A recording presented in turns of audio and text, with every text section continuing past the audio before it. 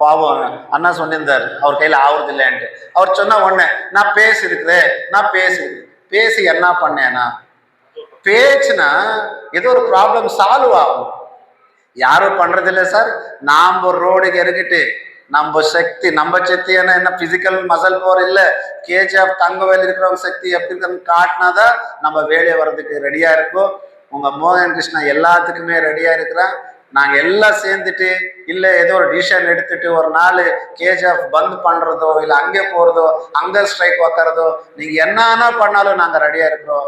சும்மா நம்ம 10 பேர் 20 பேர் சேர்ந்துட்டு பண்ணா அது 20 வருஷத்துல அந்த காது கேட்டு அந்த காதுக்கு அது மதுவாயிட்டு இருக்குது சார். நம்ம பட்டு ஏழப்பட்ட ஆளுங்கிறதுக்கு பேச்சு அந்த காது கேட்கறது இல்லை சார். ஏன் கேட்கறது இல்லைன்னா இன்னைக்கு பண்றாங்க நாளைக்கு போறாங்கன்ற ஒரு அந்த மதவான் இருக்குது எல்லாருக்குமே. ஸோ தயவுசெய்து சொல்ற ஒன்று வந்துட்டு லீகலா போனோம்.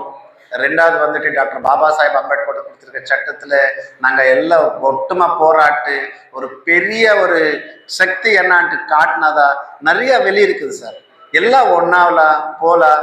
இது விட்டு உங்களுக்கு எந்த மாதிரி சப்போர்ட் தேவை இருந்தாலும் மோகன் கிருஷ்ணா இருக்கிறார். ஆனா ஒண்ணு மட்டும் சொல்றேன், இந்த டிமாண்ட் நீங்க எழுதியிருக்கிறது இந்த பேப்பர்ல மட்டும் தான் இருக்கும். ஏன்னா இங்க இருக்கிற அரசியல்வாதிக்கு யாருக்குமே தேவை இல்லை சார். அவங்களுக்கு தேவை இருக்கிறது எல்லாருக்கும் பப்ளிக் ஆயிட்டு இருக்கு. இப்போ காசு கொடுத்தா ஓட்டு போடுறாங்கன்ட்டு 5 வருஷத்துக்கு ஒரு வாட்டி வராங்க, காசு கொடுப்பாங்க, ஓட்டு நீங்களும் போடுறீங்க, இருக்கிறவங்களும் போடுறாங்க, ஜெயிப்பாங்க. நெக்ஸ்ட் அவ்வளவுதான், நான் வந்து பாக்குறேன்ட்டு அவ்வளவுதான். தயவுசெய்து தப்பா எடுக்காதீங்க யாருமே நான் பேசுறதுக்கு. எல்லாமே யுனைடெட் ஆயிட்டு நம்ம ஒரு போராட்டத்தை சக்தி கிரியேட் பண்ணிட்டு அந்த சக்தி மூலமா போனா 100% நம்ம வின் ஆகிறோம். இந்த டிமாண்ட்ஸ் எல்லாம் நிறைவேறும்.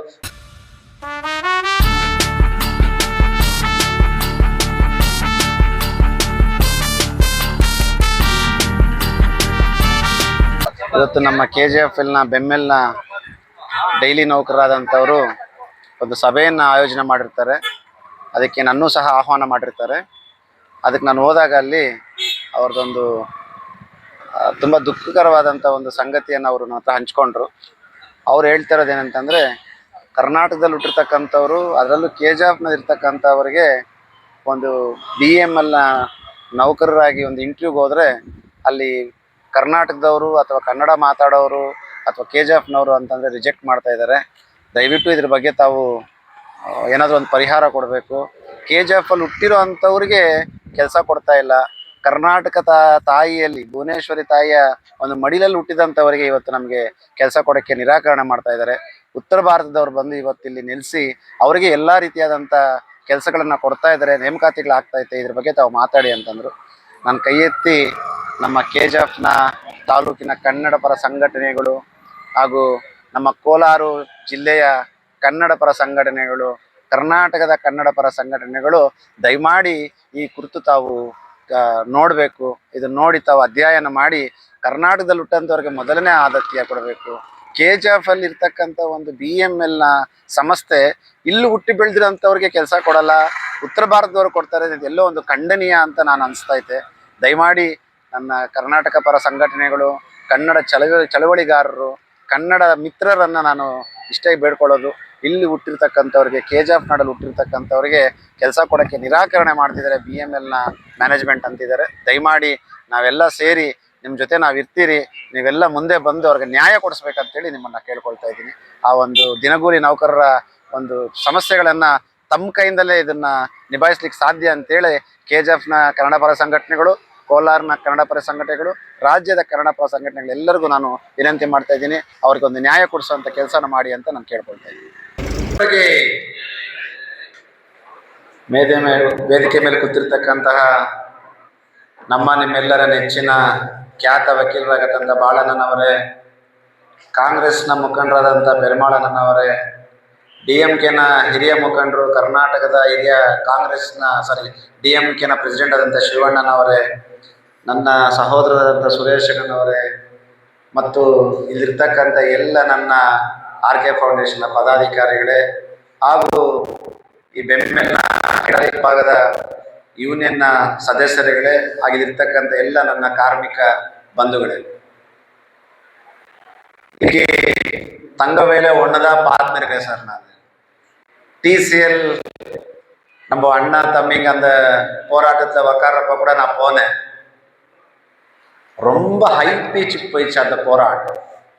எப்படி போயிடுச்சுன்னா, இந்த தங்கவயல்ல நம்ம ஓட்டு போட்ட அரசியல்வாதிகள் எல்லாம் வந்து என்னுடைய டிசிஎல் எம்ப்ளாயிஸ் பத்தி பேசிட்டு ஒரு நாள் ஒரு பிஸ்கெட்டோ ஒரு சோறோ ஏதோ போட்டு நம்மளை எல்லாம் வாய க்ளோஸ் பண்ணிட்டு போயிட்டாங்க. ஆனா ஒரு நாள் பிஸ்கெட் தேவையில்லை நமக்கு, 2 நாள் சோறு தேவையில்லை நம்மளுக்கு தேவை இருக்கிறது வந்துட்டு நம்மளுக்கு 61 வருஷம் ஒருவருக்கு கேரண்டட் வேஜஸ் கேரண்டட் எம்ப்ளாய்மெண்ட் வேணும்ன்றதான் நம்ம போராடுறது. ஆனா டாக்டர் பாபா சாஹேப் அம்பேத்கர் கொடுத்திருக்கிற இந்த எல்லாரும் சேர்த்து ஒரு தப்பு பண்ணோம். அந்த தப்பு என்னன்னா, டாக்டர் பாபா சாஹேப் அம்பேத்கர் சொல்லிருக்கிறது யூனிட்டியா இருந்தா எல்லாம் சாதிக்கலாம், நம்ம எல்லாம் ஒட்டுக்குடுமா இருக்கணும்ட்டு அவரு தான் கத்து கொடுத்தது. ஆனா இன்னைக்கு என்ன இருக்குது, டிசிஎஸ் ஆகட்டும், ஹைட்ராலிக் யூனியன் ஆகட்டும், இந்த மாதிரி நம்ம கேஜிஎஃப் தங்கவேலை எத்தனை டிவிஷன் இருக்கோ அத்தனை யூனியன் இருக்கு. அது ஒரு யூனியனா அப்படி கூட கிடையாது, 2 இருக்கு, 3 இருக்கு, 4 இருக்கு, 5 இருக்கு. நான் எதுக்கு சொல்ல போறேன்னா, நம்மளே அவங்க அரசியல்வாதிக்கு சொல்றேன், டிவைட் பண்ணோம்னா 4 யூனியன் இருந்தேன்னா 4 யூனியனுக்கு ஒரு மார்க் சொல்லிட்டு டைவர்ட் பண்றேன். அதுக்குதான் நான் என்ன ரிக்வெஸ்ட் பண்றேன், ஃபர்ஸ்ட் இன்னைக்கு பாருங்க, இன்னைக்கு சண்டே, வாரம் பூரா கஷ்டப்படுறோம், ஒரு நாள் தான் நம்மளுக்கு அந்த பிரேக் கிடைக்கும். இன்னைக்கு ஃபேமிலி நம்மளுடைய பர்சனல் லைஃப் இங்க வந்திருக்குது. எதுக்குன்னா நம்மளுக்கு ஏதோ ஒரு கெட்டது நடந்திருக்குது, நம்மளுடைய டிமாண்ட்ஸ். எக்ஸாம்பிள் இப்போ பாம்லெட்ல போட்டிருக்கிற மாதிரி பர்மனன்ட் எம்ப்ளாய்மெண்ட் ஆகணும். ஐயா சொன்னிருந்தாரு, நார்த் இந்தியன் மட்டும் செலக்ட் ஆகுறாங்க, நம்ம கேஜிஎஃப் தங்க வயல அவங்களுக்கு அங்க இன்டர்வியூ போறாங்க, ரிஜெக்ட் ஆகுது. இந்த மாதிரி எத்தனையோ பிரச்சனை இருக்கு. நான் அந்த டிசிஎல் யூனிட்டுக்கு வந்தப்ப கூட நான் சொன்னேன், என் உயிர் போனா கூட நான் உங்க ஜொத்தையில நிக்கிறேன், என்னை யூஸ் பண்ணிக்கிங்கோன்ட்டு. ஆனா என்ன ஆயிடுச்சு, நான் சொன்னேன் ஒரு நாள் கேஜிஎஃப் பந்து பண்ணலாம், இல்லைன்னா ஹங்கர் ஸ்ட்ரைக் உக்காரலாம், நான் இருக்கிறேன், நான் வர்றேன் சார். நான் அரசியல்வாதி கிடையாது சார், ஃபர்ஸ்ட் எல்லாம் நினைச்சுக்கீங்க சார். அரசியல்வாதி வராங்க எப்போ, எலெக்ஷனுக்கு வராங்க. நான் உங்க மத்தியமா எப்பவுமே இருக்கேன் சார். நாங்க எல்லாம் ஒன்னா சேர்ந்து, இப்ப பாரு ஹைட்ராலிக்கு ஒரு யூனியன் இருக்கு, டிசிஎஸ் ஒரு யூனியன் இருக்கு, தங்க வேலை டெம்பரரியா வேலை பண்றவங்க அவங்க எல்லாம் டெம்பரரி அண்ட் ஒரே ஒரு யூனியன் அண்ட் ரிஜிஸ்டர் பண்றது தேவையில்லை. நம்ம மனசுல நம்ம ரிஜிஸ்டர் பண்ணிட்டு நாங்க எல்லாம் ஒன்னா ஆகலாம், நம்ம எல்லாம் ஒன்னாயிட்டு சாதிக்கலாம்னா கண்டிப்பா எதனா கூட சாதிக்கிறதுக்கு ஒரு வாய்ப்பு இருக்கு சார். நான் இது எதுக்கு சொல்றேன்னா, நான் கூட கேஜிஎஃப் தங்க வலேசத்துக்கு 8 வருஷத்துக்கு தான் இருக்கு சார். நீங்க உங்க வாயுட்டு கத்தே இருக்கிறாங்கோ என்ன ஆண்டி, இல்ல இந்த பேப்பர்ல இருக்கிற டிமாண்ட்ஸ் எல்லாம் நீங்க ஒரே ஒரு கேட்டு பாருங்க, எந்த அரசியல்வாதியான ஆகட்டும் வந்து இருக்கிறாங்க, இதனா ஒரு டிமாண்டுக்கு நம்மளுக்கு சப்போர்ட் பண்ணிட்டு ஒரு டிமாண்ட் நிறைவேறிக்கிறாங்களா? எதுவும் இல்லை. யார் அது அவங்க வேலை இல்லை சார். உங்களுக்கு ஓட்டு போட்டாலும் மறந்துடுறாங்க சார். ஆயிடுச்சு, ஒரு ஓட்டு நீங்க போட்டீங்களா அது ஆயிடுச்சு. 5 வருஷம் வர்றப்போ அது அந்த டிசிஎஸ் எம்ப்ளாயிஸ் கிட்ட வந்தாங்க இல்லையா, அந்த மாதிரி வந்துட்டு ஒரு கிஸ்கெட்டு கொடுத்துட்டு பாய் பாய் சொல்லிட்டு போறாங்க. நம்ம வேலை, நம்ம நோவு நம்ம தான் அழிக்கணும், நம்ம உயிர் வழி தானே, நாம தான் டேப்லெட்ஸ் ஆகணும், சாப்பிடணும். யாருமே வர்றதில்லை, தயவு செய்து புரிஞ்சுக்கோ. கேஜிஎஃப் தங்கவேல் எப்படியா இருக்குதுன்னா, இது ஒரு பிக்னிக் ஷோ மாதிரி ஆயிட்டு இருக்கு. கேஜிஎஃப் தங்கவேலை எப்படி ஆயிட்டு இருக்குதுன்னா, காசு கொடுத்தா ஓட்டு போடுறாங்க விடுறான்ற ஒரு மைண்ட் செட் வந்திருக்குது. இங்க இருக்கிறவங்க எல்லாம் யங்ஸ்டர்ஸ் கஷ்டப்பட்டு இருக்கிறாங்க, அப்பா அம்மா பிஜேபியில இருக்கிறப்போ கஷ்டப்பட்டு நம்மளுக்கு எப்படி படிப்பு கொடுத்துருக்காங்க, எல்லாருக்கும் அறிவு இருக்கும். நான் இன்னைக்கு சொல்றேன், நாளைக்கு சொல்றேன், எப்போதுக்கு சொல்றேன் சார், நீங்க எப்போ வரைக்கும் ரோடுக்கு வந்து என்னுடைய ரைட்ஸ், யாரப்பன் ரைட்ஸ் கிடையாது, டாக்டர் பாபா சாஹேப் அம்பேத்கர் கொடுத்திருக்கிற சட்டத்துல நம்ம கேட்டிருக்கிறது இது. நல்லா புரிஞ்சுக்கோங்க. எவனோ வந்து நம்மளுக்கு சப்போர்ட் பண்றா, அன்னைக்கு ஒரு ஓட்டு கூட்டு போடுறதுக்கு அவர் வந்து நம்மளுக்கு சப்போர்ட் போடாரு, நம்ம டிமாண்ட்ஸ் நிறைவேற்றுறதுன்னா கடவுள் சத்துமா, எங்க அம்மா சத்தியமா சொல்றது ஆக மாட்டேது சார். யாக மாட்டேதுன்னு அவங்களுக்கு தெரியும். கேஜிஎஃப் தங்கவயல் மக்கள் ரோடுக்கு வர்றது இல்லை, கிளாஸ் அடுக்கிறது இல்லை, போலீஸ் பார்த்தா பயந்துடுறாங்கன்ட்டு. உங்களுக்கே தெரியல நம்ம கேஜிஎஃப் தங்கவயல் சக்தி இருக்கு எப்படி இருக்குன்ட்டு. ஒரு தங்கவயல் பிஜிஎம்எல் ஆகட்டும், பிஎம்எல் நம்ம ஒரு வாட்டி காட்டினதா அவங்களுக்கு எப்படி இருக்கும்னு தெரியும் சார். நம்ம சும்மா சவுட்டில உக்காரிக்கிட்டு ஏதோ ஒரு நம்ம டாக்டர் பாபா சாஹேப் அம்பேத்கர் ஸ்டாச்சு கிட்ட உக்காரிட்டு நம்ம ஓட்டு போட்டு அவங்க வரல நம்மளுக்கு ஹெல்ப் பண்ணுறேன்னா கடவுள் சத்துமா இதெல்லாம் நிறைவேறுக்கிறது இல்லை சார். நான் உங்களுக்கு அதான் ரிக்வெஸ்ட் பண்ணுறேன். உங்கள் மோகன் கிருஷ்ணன் எப்பவுமே உங்கள் சார்பில் இருக்கிற நீங்கள் ஸ்ட்ரைக் ரெடியானா நாங்கள் கூட அதுக்கு ரெடி தான். நாங்கள் வந்துட்டு அது போயிட்டு ஃபேக்ட்ரி க்ளோஸ் பண்ணுறதுக்கு ரெடியானா நான் வர்றதுக்கும் ரெடி தான்.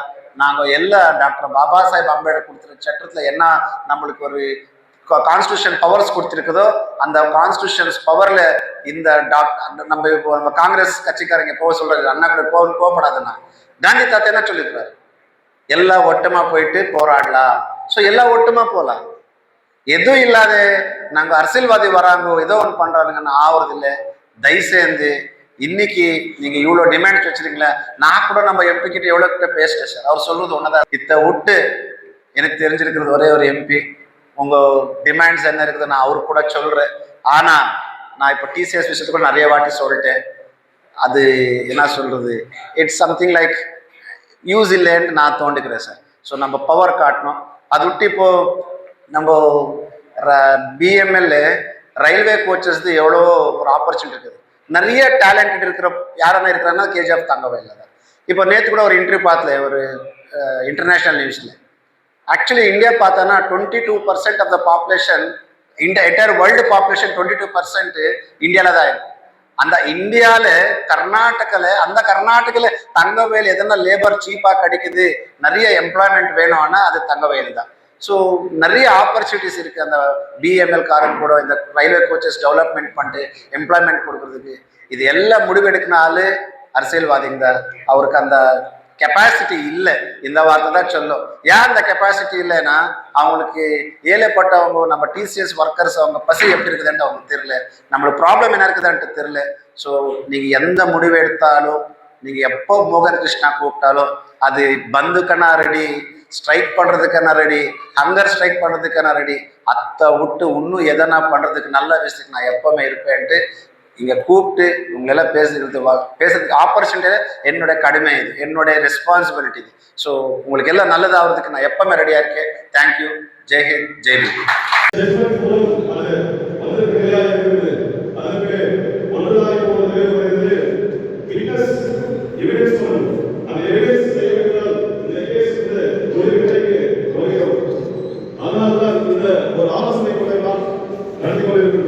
அதே போல அது மட்டுமல்லாமல் இன்றைக்கு 20 வருட காலமாக